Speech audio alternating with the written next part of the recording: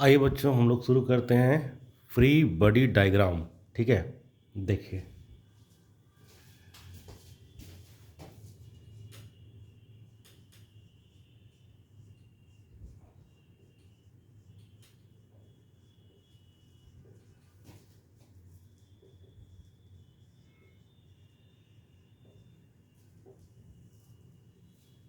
क्या है कि आपको कई बार दे देगा मल्टीपल ब्लॉक्स। ठीक है, बहुत सारे ब्लॉक्स दे देगा, 2 3 4 ऐसे करके कुछ, और फिर इसमें पूछेगा कि किसी एक ब्लॉक पे क्या फोर्स लग रहा है। ठीक है ना। तो उसके लिए हमें करना क्या पड़ता है, एक सिस्टम ऑफ पार्टिकल के अंदर से उस पार्टिकल पे जिसका कि बात किया जा रहा है क्वेश्चन में, उसको सेपरेट करना पड़ता है, आइसोलेट करना पड़ता है। उसके बाद उस पर लगने वाले हर एक फोर्सेज को शो करना पड़ता है। तो ये जो ज्योमेट्रिकल रिप्रेजेंटेशन है या जो एक प्रोसेस है हर एक फोर्स को शो करना आइसोलेट करके, इसी को हम लोग क्या कहते हैं, फ्री बॉडी डायग्राम। ठीक है, तो बच्चों it is a process to isolate a body or a particle from a system of particles and to show all the forces acting on it। तो ये जो ज्योमेट्रिकल रिप्रेजेंटेशन होगा उसमें फोर्सेस को जो है ना हम लोग किससे रिप्रेजेंट करेंगे, रे से, या समझ लो वेक्टर से। ठीक है ना। और जो पार्टिकल या जो बॉडी है इसको हम कैसे रिप्रेजेंट करेंगे, एक पॉइंट से रिप्रेजेंट करेंगे। ठीक है, सबसे पहले हम लोग क्या करेंगे, किस किस टाइप का फोर्स का हम बात करेंगे तो हम बता देते हैं हम कौन कौन फोर्सेस का बात करेंगे। तो कॉमन फोर्सेस जो होंगे वो होगा बाबू, एक तो नॉर्मल फोर्स, ठीक है ना, एक्शन रिएक्शन पेयर में होगा। एक होगा टेंशन, एक होगा स्प्रिंग फोर्स, एक हो सकता है फ्रिक्शनल फोर्स। ठीक है, ये फोर्सेस जो है ना आपको कॉमनली मिलेंगे। ठीक है, ज़्यादातर। ठीक है, और भी कुछ नया हो सकता है। ठीक है, तो इसको नोट कीजिए आप लोग।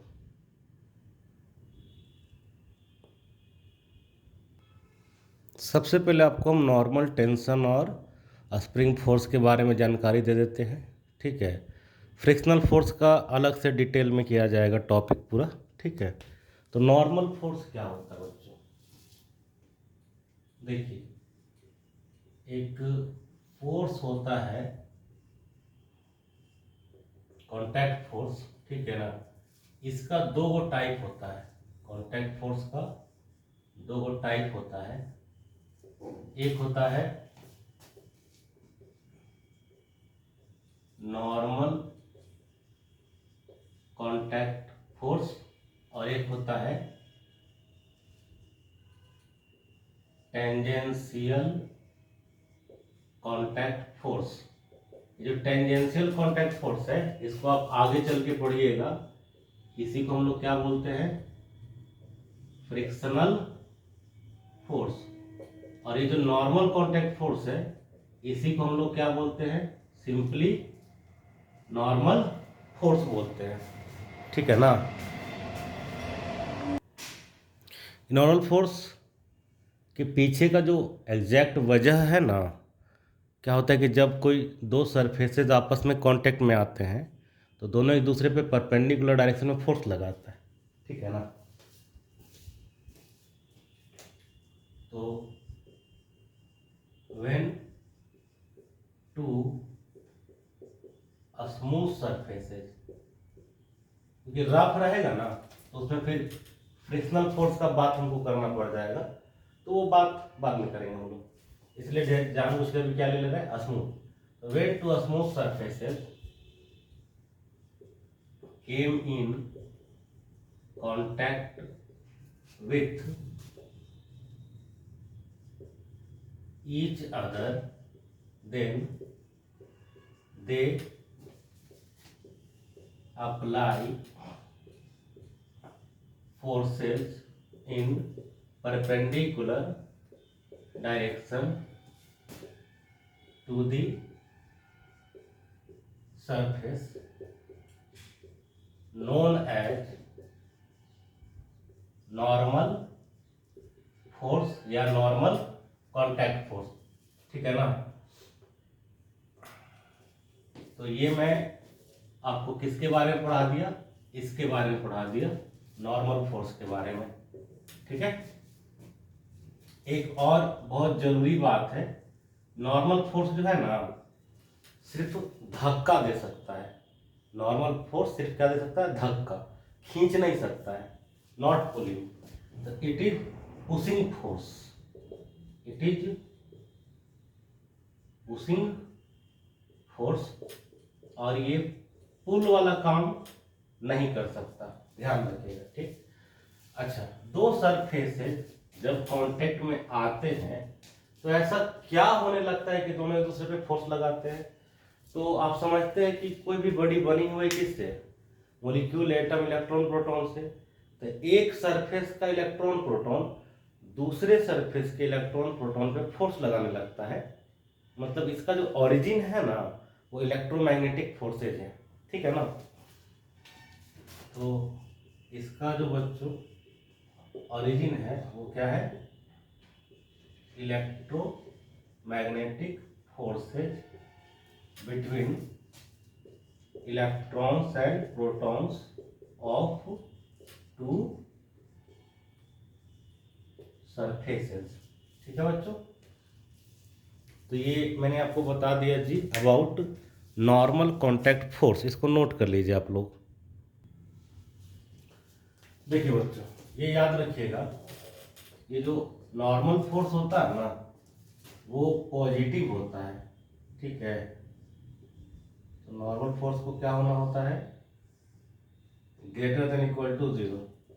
नॉर्मल जो है कभी भी नेगेटिव नहीं होगा, क्योंकि नेगेटिव होने का मतलब पुलिंग हो जाएगा, जबकि ये है क्या, पुशिंग। पुश होने की वजह से नॉर्मल रिएक्शन हमेशा क्या रहेगा, ग्रेटर देन इक्वल टू 0। और क्योंकि करना क्या है, पुश करना है, ठीक है ना। तो देखिए दो बॉडीज अगर कांटेक्ट में है ऐसे और ये चल रहा है मान लो, तो ये इसको कहाँ पुश करेगा, राइट साइड, और इसको कहाँ पुश करेगा, लेफ्ट साइड, ठीक है ना। एक एग्जांपल देते हैं पुश करने का, अभी और एग्जांपल देंगे हम, ठीक है ना। पुश होगा, पुल नहीं होगा, ध्यान रखना, नोट कर लो। चलिए अब आपको हम टेंशन के बारे में बता देते हैं। देखिए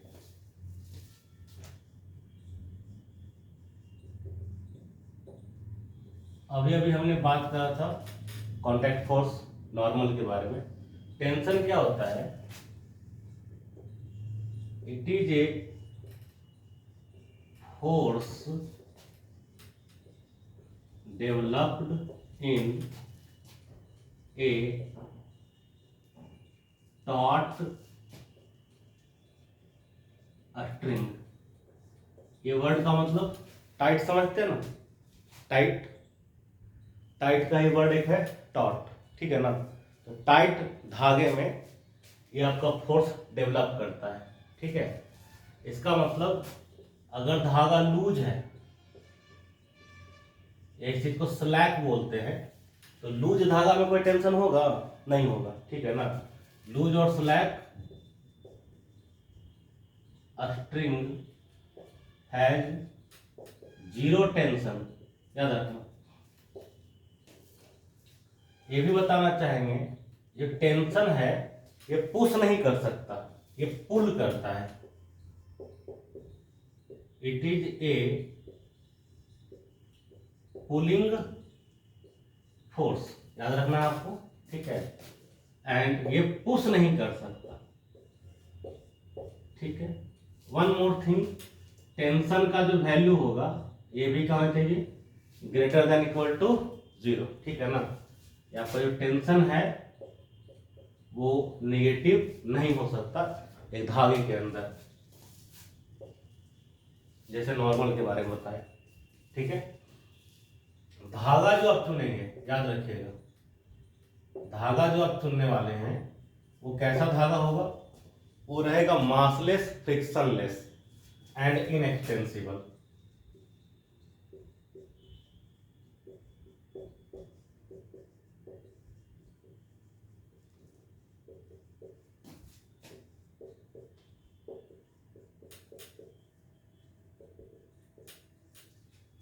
भला ऐसा चुनने के पीछे वजह क्या है, अगर धागा मासलेस और फ्रिक्शनलेस रहता है ना तो उसमें हर जगह टेंशन सेम रहता है, ठीक है। If a string is massless,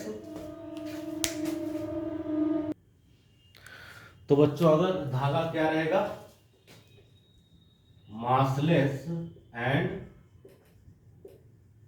frictionless, then tension is same at all points of string, धागे में हर जगह टेंशन सेम रहेगा, ठीक है। इसका ओरिजिन क्या हो सकता है, इसका ओरिजिन ये है कि जैसे आप एक धागे को ना टाइट करने लगते हैं, ठीक है, तो उसमें जितना सारा मॉलिक्यूल है, तो एक एटम मॉलिक्यूल और उसके अंदर क्या इलेक्ट्रॉन प्रोटॉन है, ठीक है, तो वो लोग एक दूसरे को खींचने लगते हैं, मतलब फोर्स लगाने लगते हैं, ठीक है। तो टेंशन का मतलब धागे के अंदर जो एटम है, एटम के अंदर जो इलेक्ट्रॉन प्रोटॉन्स है, उनके बीच में लगने वाला ये क्या है, इलेक्ट्रोमैग्नेटिक फोर्स। तो इसका भी ओरिजिन जो है वो है क्या, इलेक्ट्रोमैग्नेटिक फोर्स ही है, ठीक है, इलेक्ट्रो मैग्नेटिक फोर्स। हालांकि इस बात से कोई फर्क नहीं पड़ता क्योंकि ये एटम के अंदर का बात है, माइक्रोस्कोपिक से भी बहुत ज़्यादा छोटा, और इसका यूज हम किस में करते हैं, माइक्रोस्कोपिक वर्ल्ड में करते हैं, ठीक है ना। तो इस बात से कोई खास फर्क नहीं पड़ने वाला कि इसका ओरिजिन क्या है, ये बस जानकारी के लिए याद रखिएगा, नोट कीजिए। यदि धागे की लंबाई बढ़ रही हो तो इसका क्या मतलब है, उसका मतलब ये होता है कि आपके पास एक स्प्रिंग आ गया है। यदि मान लीजिए आपके पास क्या है बच्चों, एक स्प्रिंग है, तो स्प्रिंग का मतलब धागा ही होता है, लेकिन कैसा, जिसका कि लेंथ बढ़ या घट सकता है, ठीक है ना। तो स्प्रिंग का मतलब होता है जिसका कि लेंथ क्या हो सकता है, बढ़ सकता है, एक्सटेंसिबल, या घट भी सकता है, एक्सटेंसिबल या कंप्रेसिबल। धागा की तरह होता है, ये भी समझ लीजिए। तो इसमें भी जो फोर्स डेवलप होगा उसको भी टेंशन ही बोलते हैं, ठीक है ना। नोट कीजिए, बताता हूं आगे।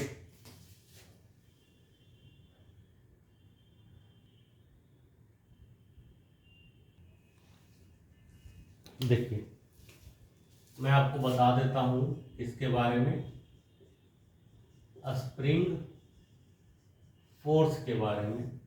स्प्रिंग फोर्स भी क्या होता है, एक काइंड ऑफ टेंशन ही होता है और कुछ नहीं।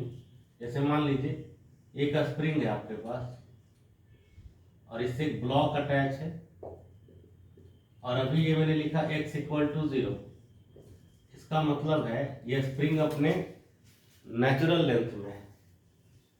स्प्रिंग किसमें है, नेचुरल लेंथ में, spring is in natural length. ठीक, अब क्या कीजिए, दो में से एक काम कीजिए, या तो इसको आप एक्सटेंड कर दीजिए, इसका एक्सटेंशन हो गया x, या फिर आप इसको कंप्रेस भी कर सकते हैं। मान लीजिए इसको आपने क्या कर दिया, कंप्रेस। दोनों ही सिचुएशंस में इसमें फोर्स डेवलप करेगा। इस वाले सिचुएशन में इस डायरेक्शन में होगा फोर्स, इस वाले सिचुएशन में इस वाली डायरेक्शन में होगा फोर्स यहाँ। ठीक है, तो फोर्स हमेशा कहाँ डायरेक्टेड होता है, x इक्वल टू 0 की तरफ। ठीक है,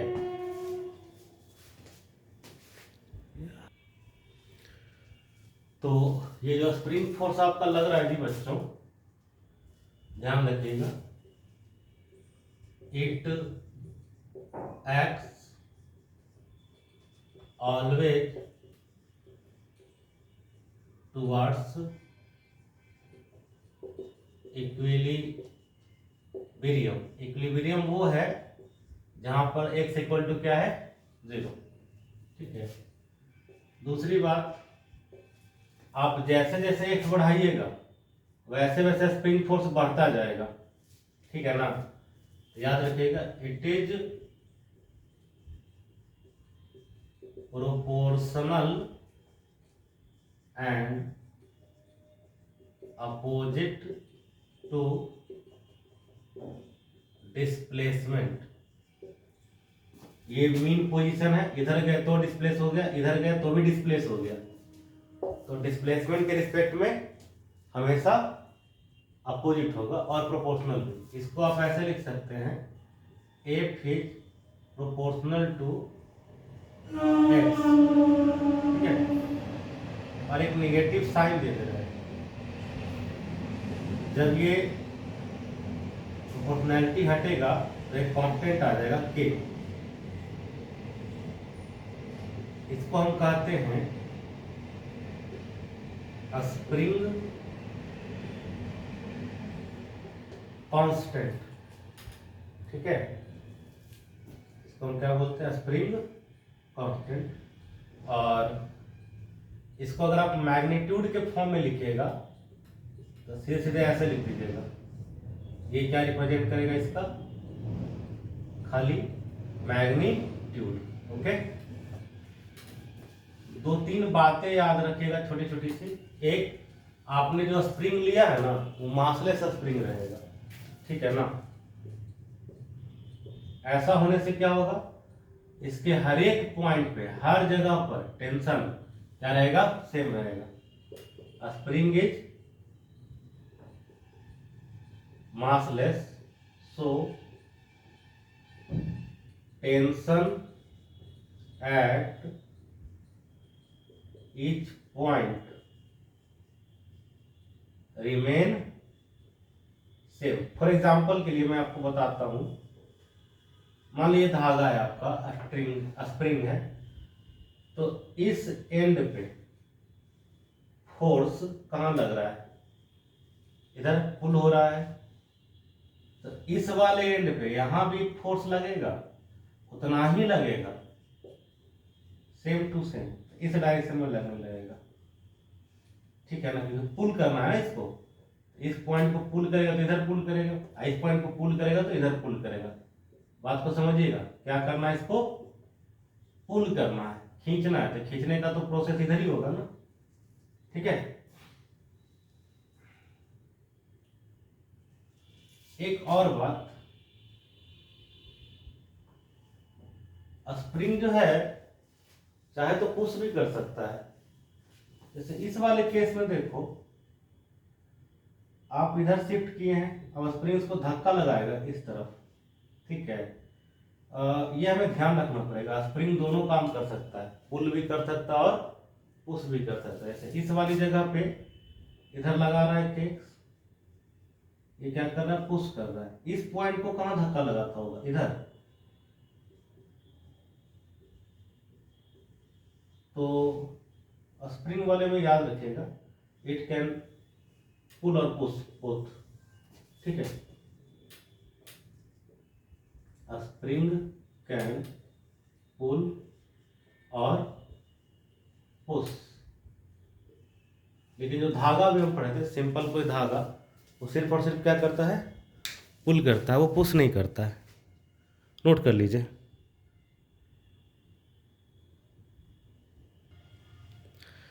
एक चीज़ मैं आपको बता देता हूँ, बैलेंस जिससे कि आप वजन नापते हैं, ठीक है ना। कई तरीके के बैलेंस होते हैं, जैसे एक है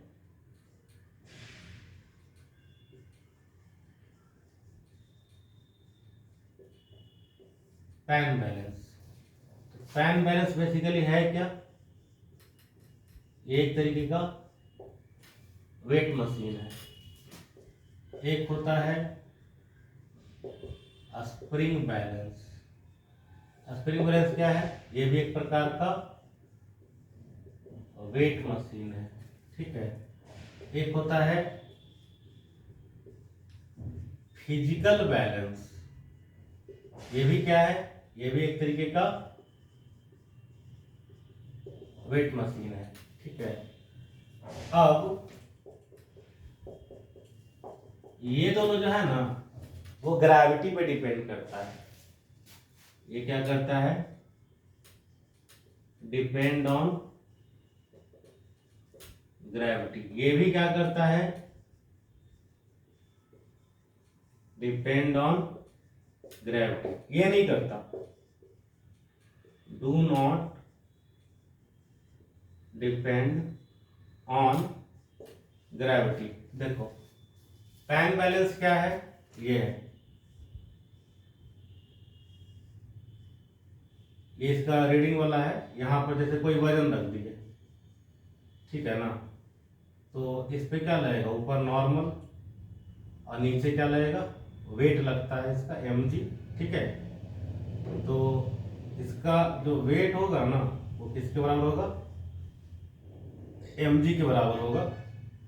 और m इज इक्वल टू क्या हो जाएगा, और ये वेट जो है वो नॉर्मल के बराबर होता है। तो मास अगर निकालना है तो ये क्या कर सकता है, नॉर्मल बाई जी, जहाँ जी का वैल्यू कितना है, 9.8, ठीक है। ऐसे ही अगर कोई स्प्रिंग बैलेंस है, आपने देखा होगा आपके घर में जो सिलेंडर वगैरह लेके नहीं आता है, वो रखे रहता है, ठीक है। इसमें क्या है, इसे ब्लॉक नीचे फैले नीचे जाएगा, तो स्प्रिंग में क्या है, टेंशन। इसमें एक टेंशन डेवलप हो जाएगा, जो कि क्या होगा, kx। और ये टेंशन किसके बराबर होता है, mg के बराबर। यहाँ से m कैलकुलेट कर लेंगे T/g करके, ठीक है। तो इसमें भी g का अफेक्ट है, इसमें भी g का अफेक्ट है। पैन बैलेंस क्या है, ये आपने देखा होगा, ऐसे करके रहता है, इसको आप तराजू बोलते हो, नहीं, इस तरीके से रहता है, ठीक है ना। बीच में इसका एक कांटा रहता है, याद है। अब इसमें होता क्या है, एक तरफ आप कुछ वेट रख देते हो, ठीक है ना, और उसके बाद इधर कोई सामान रहता है, उसके बाद बीम बैलेंस करके इसको नाप लेते हैं, ठीक है। तो इन दोनों में जी से असर पड़ता है, उसमें जी से असर नहीं पड़ता है, ठीक है। नोट कर लीजिए, फिर आगे का कहानी बताते हैं आपको हम।